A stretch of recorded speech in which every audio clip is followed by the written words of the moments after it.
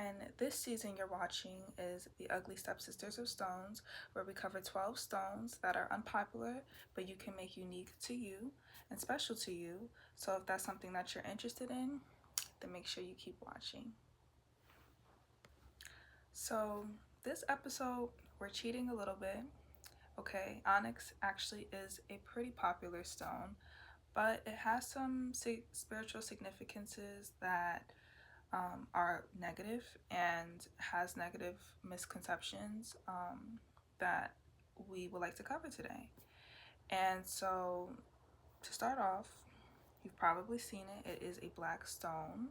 Um, there are some variations with onyx. There are several types of onyx, but today we're just going to cover the most popular, which is the black one that you usually see. So the use of onyx actually goes back as far as time itself. The earliest use that we have recorded for onyx is actually in the Second Dynasty of Egypt, where it was used for pottery such as bowls, and it was also used in Greek society and Minoan society. Then we fast forward a little bit, we go to the Middle Ages. We start to see some very detailed use of onyx in something called intaglios, which is a design engraved into material. So these intaglios don't necessarily belong to onyx. It can be of other stone, it can be of other material, but it was very popular with onyx, and I'll explain it a little later with the actual color composition of it. It was a very popular use of the stone because of the color waves that naturally occur in it. So now we fast forward to the Renaissance period. We see a rediscovery of onyx, and again, these portraits of individuals are created. And then we go to the Victorian period, where it takes on a mourning and death connotation. It's associated with that mostly in this period, and you will see onyx used for a lot of memorials. So unlike the last episode's stone, charoite, which was only found in one region of the world, onyx can be found globally, and some popular countries include Brazil, Pakistan, the United States, Madagascar, Turkey, India, and this is where you're going to begin seeing the varieties and colors and bands and other factors of onyx. So for us to talk about the appearance of onyx, we should probably go over what classifies an onyx. So there is a family tree of stones. Onyx is a type of chalcedony, and chalcedony is a type of quartz. What makes chalcedony so specific as a type of quartz is the microcrystals that form within it. When you see a non-chalcedony quartz, you'll notice that when you look at it, you can see where the quartz grew in over time. When it was forming, you can see this quartz here, this little quartz here, like it's almost like little ridges. Chalcedony, on the other hand, has growth so tiny, so micro, that you cannot see it with the naked eye. So it glimmers, it's very glimmery and shiny when it's cut, but they are the crystals are very small, and it almost gives it a glassy appearance when it's tumbled. Now, onyx is its, subversion of that. Now, as I mentioned earlier, onyx has varieties. So they come in different colors. They can be white, they can be red, brown, yellow. I think some could be green if I'm not mistaken, but there are different varieties and they have their own names, such as sardonyx and carnelian. Now, I mentioned the intaglios earlier, the portraits that were formed out of onyx during the medieval ages and the Renaissance period. These were created, capable of being created because black onyx does not form solely as black in nature. It does not form as a big black slab. Onyx actually grows in rings of color. So black onyx, it usually forms in black and white rings. And it takes a very skilled, a very talented carver to be able to have the black part of the onyx so close to the white part and carve the white part to where they're not actually carving into the black layer. Does that make sense? Hopefully that makes sense. Um, it grows in rings, and that's what allowed them to make those portraits. Sometimes, because you know it's a natural stone, you're gonna see some imperfections in it. So you'll see red spots in it. Maybe you might see yellow spots. You might see flecks of brown in there. But yeah. And also, I want to clarify that Mexican onyx is not an onyx. It's actually a limestone. It's just been passed as onyx for whatever reason. I'll probably put it up here, but that's not a real onyx. And this is probably a good time to tell you that when you are buying onyx, just be careful because, like I mentioned, onyx does not grow as just black in nature. That's very rare. So if you want an authentic onyx, be careful of where you're sourcing it from. Make sure that they have it, put in bold print, authentic onyx, because usually they'll take regular chalcedony, whatever kind of chalcedony, and dye it black to make it appear, pure. So, if you don't care for it to have naturally come out of nature that way, then it's fine, do whatever. But if you want it to be authentically carved and just tumbled and that's it, expect some imperfection, and just know that for it to naturally come from nature that way is very rare. So let's talk about the durability of onyx. On the Mohs scale, it does rank a 7, so it's a pretty durable stone. It's scratch resistant, and a pro about it is that even though there are some color changes, you're not going to have weak spots because of the color changes. You're not going to have hairline splits where the white might meet the black, and you're not going to have parts that are like dusty, and it probably depends on how it was prepared, but for the most part, the core of the stone is not weak because of the color changes. Now, a downside, which is, a pretty universal thing with stones, is that it is sensitive to the sun. So let's go into the care of onyx. As far as the sunlight is concerned, it's recommended not to leave it in the sun for prolonged periods of time. Again, I do have to do a little bit more research on why stones are not recommended to be in the sun, because personally, I know I used to charge my crystals in the sun, so I'll have to look deeper into that. But it's not recommended, just to keep probably the authenticity of the color. And as far as cleaning the stone, as far as cleaning onyx, it is again recommended to use a soft brush, warm water, and mild soap. Personally, I always recommend to just use a rag or some type of cloth instead of a brush, just to eliminate any possibility of the brush scratching it, especially if it's a tumbled stone. I personally would not recommend using a brush. If it's, like a jagged version, I could understand that because dirt and grime could get in the cracks. But if you have a smooth tumbled one, I would say please use your hands or use a soft cloth. Okay, so the part that you all were probably waiting for is the spiritual or mystical aspects of onyx. So there is a lot to uncover here. There are, like I said before in the intro, a lot of negative associations with onyx, and we're going to kind of clear up some things and maybe put it into a different perspective. So first, let's talk about maybe the timeline of these perceptions of onyx. In ancient Greece and Egypt, onyx was actually used as a protective measure. So it was used in amulets and also talismans to ward off negative energy and protect the person wearing it. When we fast forward to the Victorian era, like I mentioned before, it was associated with mourning and death. And personally, I believe that is probably because of the color black. But yeah, you know how I mentioned it was used in like memorials and mourning and stuff. Yeah, it was associated with death. So it was like a symbol of sadness.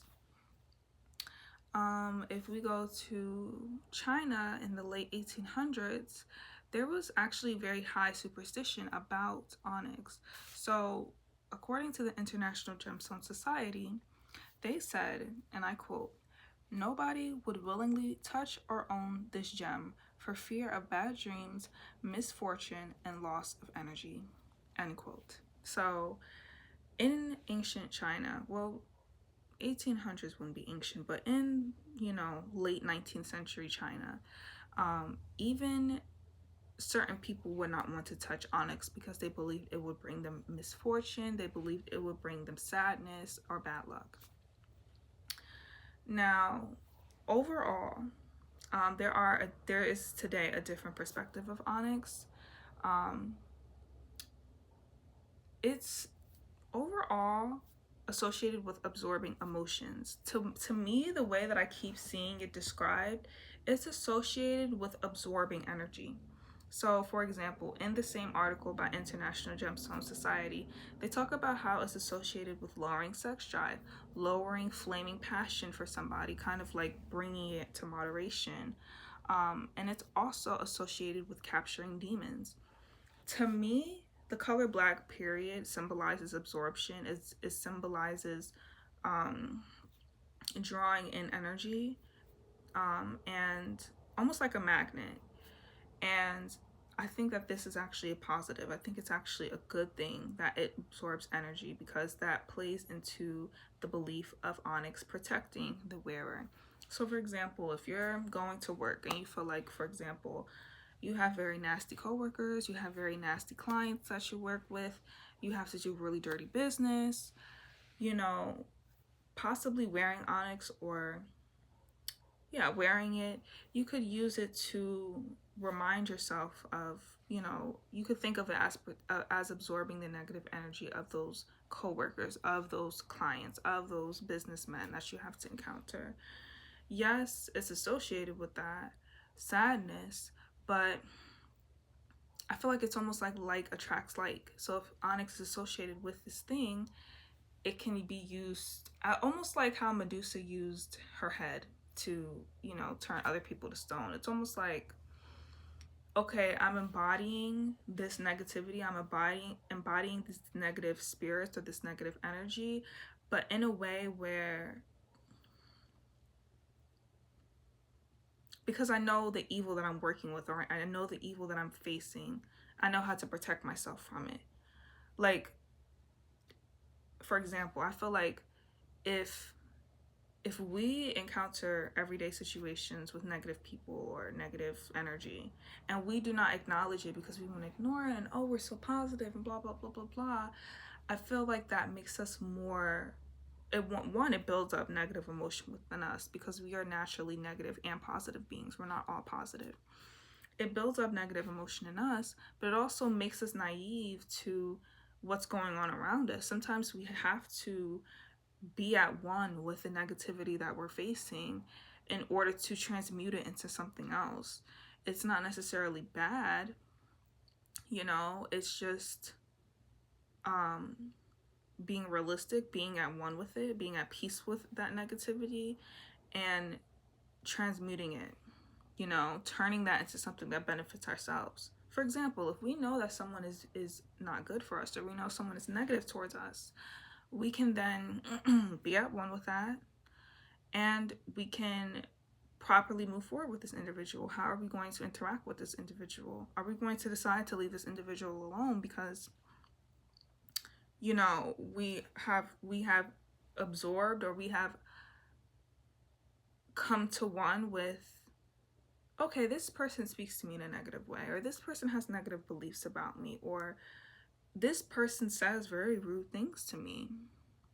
Whether it's passively or aggressively, they say very nasty things to me. They try and feed me negative narratives. So now I know, you know what, this is how this person is towards me. Now I know how I'm going to move forward with this person. I don't move forward with this person the way I do everybody, but I know that's how I'm going to address that specific person from now on. And now we have peace of mind. We were realistic with the situation. We were grounded in the moment. We were grounded. We are grounded in this dynamic. And we're then able to move forward. Rather than this person spewing me negativity and I'm just going to be positive to them all the time. I'm just going to la-di-da-di-da, just be nice to all of them. Be nice to them all of the time. And I'm protecting my peace because I'm just being positive. No. You know, if this person calls you out of your name, that you want to do the same thing back. You know, if this person disrespects you in any type of way, you know you want to give them a piece of your mind. So why not? Why not embody that negativity? It almost is like, I feel like it's just weighing the scales. So for me, I think it's very good to, if anything, use Onyx to be at peace with our shadow self, be at peace with our darker side, our more negative aspects, because that in itself does protect us. Okay? And that kind of goes into number 3, grounding. There's a common theme of Onyx grounding an individual. So, for example, if you find yourself being a very in your head, very airy and spacey and like non-grounded person, maybe use Onyx to symbolize to yourself, okay, this symbolizes me. I'll use my sweater for example because it's black. Okay, this symbolizes to me me being in the physical realm. This symbolizes to me the things I experience on a daily basis. And we should talk about how oftentimes, and I know I did this in the past and I still do this occasionally, we dissociate from ourselves when we're experiencing a negative situation, when we're experiencing something we don't like, that doesn't feel good to us. I know when I first started my spiritual journey, that was a huge issue that I had for years. Like, I would always feel spacey. I would have a hard time remembering events, remembering people, remembering encounters, because I was always in my head. I was always dissociating because I did not like certain things I was feeling, or I did not like certain situations. I didn't like certain people, shoot.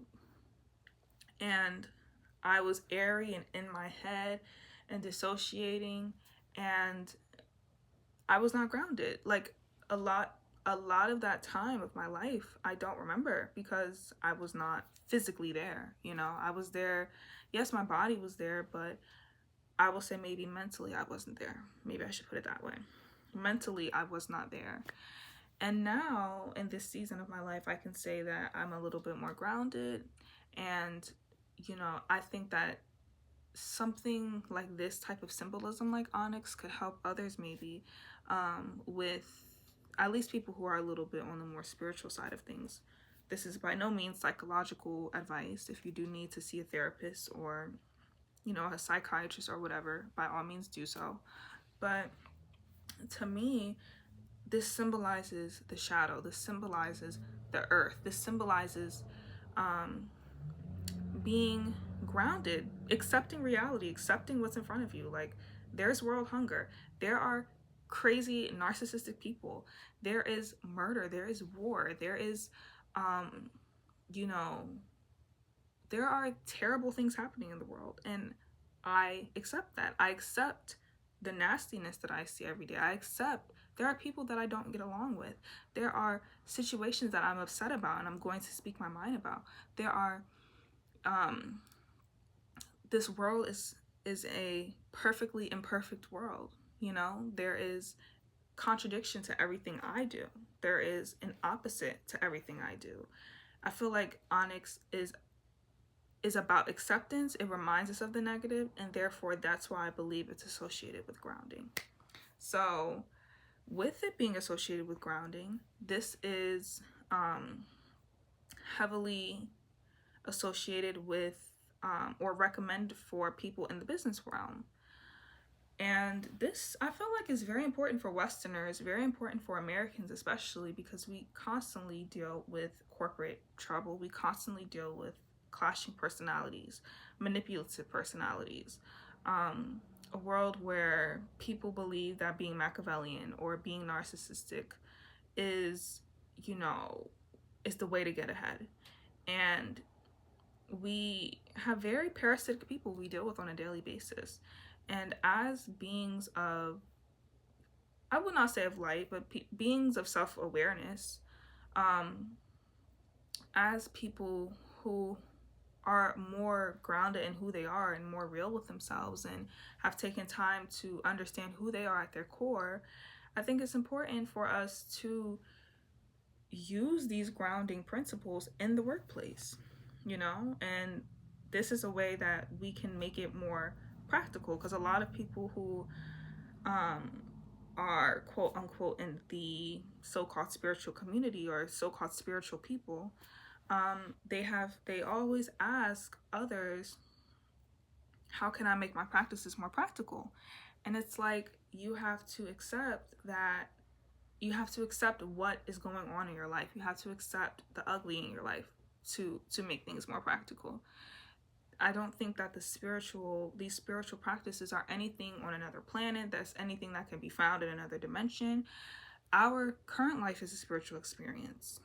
When we die and possibly reincarnate, or die and go to another realm, and die and go to heaven, whatever you believe, this physical experience is going to be a dream to us. It's going to be a past, a past dream. We I personally believe in past lives, and for those of you who also believe in past lives and believe you've experienced visions of a past life, you can remember having dreams of things that felt like you, that like physically felt like this was my life before. Or sometimes you have deja vu when you have a dream of something that's going to happen in 10 years, right? So where was I going with that? The point is this: in order to make our spiritual lives practical and daily, we have to accept the life we have. Our life is not a nightmare. Our life is real. Spirituality is a very real thing. Spirituality becomes real when we are, or becomes practical when we are real with our lives. And we accept events, we accept people and things for what they are and who they are, and we move accordingly. So anyway, that was a very deep explanation, but a little bit more shallow explanation for the grounding aspect is recommended for business people with their ideas. So let's just, pause on the whole personalities and events thing. Let's talk about ideas that you might have. If you have a project that you want to get off the ground, if you have an idea you want to pitch to other people, you have a process you want to create, you want to make it a physical thing and take it out of your mind, Onyx can again help symbolize grounding those mental and spiritual ideas to the physical realm. And I think that the tangent I went on kind of plays into bringing ideas to the light.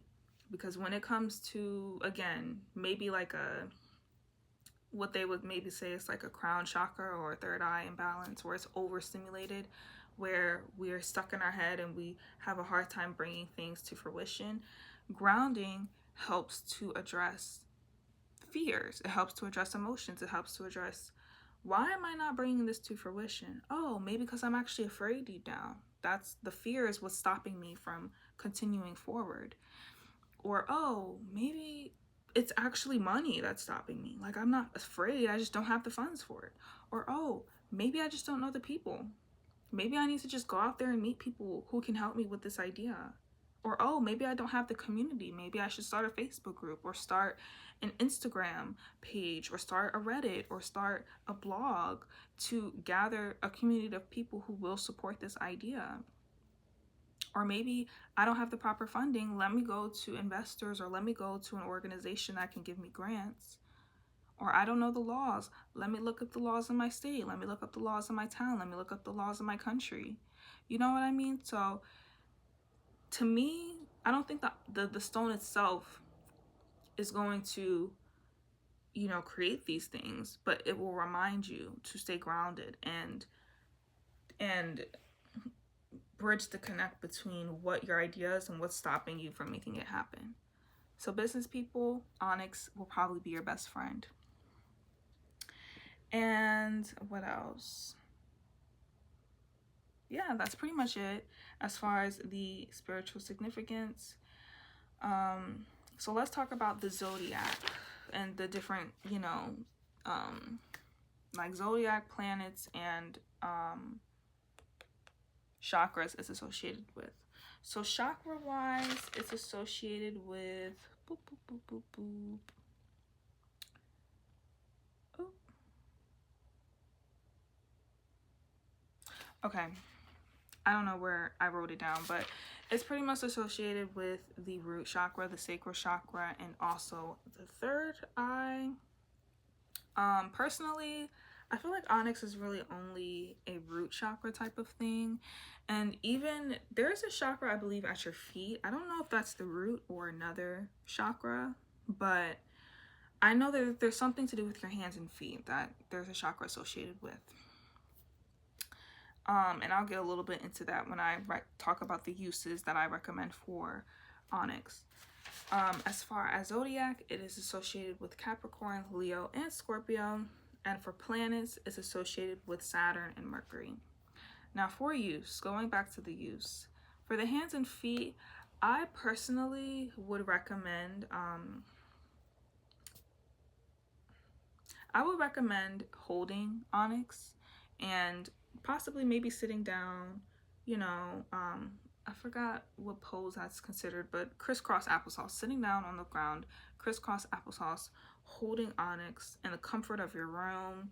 It doesn't have to be outside, but sitting down, I would say preferably ground level if you can, like on the first floor of your home if you can. But if you can't, just maybe on a cozy blanket, a fluffy blanket or something. To me, the point is to be comfortable. Sitting down on a comfortable surface, crisscross applesauce, holding Onyx, my vision of meditation, or my version, of meditation would be to just look at it and just see where your mind takes you when it comes to the Onyx. What memories are coming up? What ideas are coming up? What words are you saying in your head? And that's the way I would recommend meditating with it. In the workplace, I would recommend wearing it as a ring, maybe on whatever significant hand is to you, maybe as earrings or even as a necklace underneath of your dress shirt, or a bangle. If you want it viewable, you can wear it that way, but I would say if you want it only for your knowledge, to wear it to where it's kind of concealed so that anyone else would not see it. I think for more of a power purpose, I would wear it to where it is visible. So that depends on what you want to do. But yeah. And something I read talked about, oh no, this was my opinion. I personally believe all of this stuff, like I don't feel like stones themselves have powers. I feel like it's whatever us humans apply to it. But I always feel like you're intuitive, like whatever stone means to you is more intuitive when you are about to go to sleep or when you just woke up. Like I feel like we underestimate the power of our sleepy state. I feel like that's a very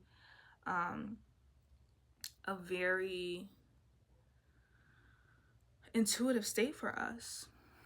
Like for example, if you journal a lot, do you ever notice the type of stuff that comes out of your mouth or comes out of your pen when you're writing and you're like, you just woke up or you're about to go to sleep? Like, you'll be amazed, like, what did I write? Like, it might not make sense in a logical sense, but like you get what you were trying to say. Like it's portraying something that is almost like otherworldly or metaphysical. Whatever. I say that to say, probably connecting to this during when you just woke up, or preferably when you're about to go to sleep, is best for, just for a better connection to what it means to you. Matriarchs, as always, thank you so much for watching today's episode. I hope that it brought a lot of clarity to those that needed it, and I hope that it gave you a lot of the information you didn't know about Onyx and were looking for. Write down below what you want to see from me next, and I will see you in the next episode.